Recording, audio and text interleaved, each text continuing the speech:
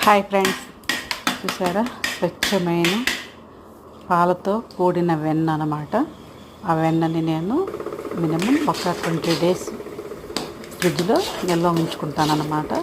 ఒకసారి తీసి అలా ఒక ఉదయం తీసి పెట్టాననుకో అలా కరుగుద్ది అనమాట. కరిగిన తర్వాత ఐస్ క్యూబ్స్ వేసి నీట్గా 2-3 times నీట్గా క్లీన్ చేసుకోవాలి. చూసారా, ఐస్ క్యూబ్స్ వేసిన తర్వాత గట్టిగా అయిపోయిందనమాట. అలా 2-3 times కడిగామంటే మనకి స్మెల్ లేకుండా నెయ్యి నీట్గా బాగుంటుంది అన్నమాట.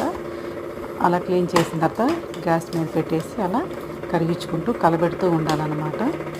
అందులో 2 కానీ 3 కానీ మనకి నచ్చితే తమలపాకులు వేసుకోవచ్చు. అది లాస్ట్లో మేము తింటాం అన్నమాట, మాకు ఇష్టం బాగా.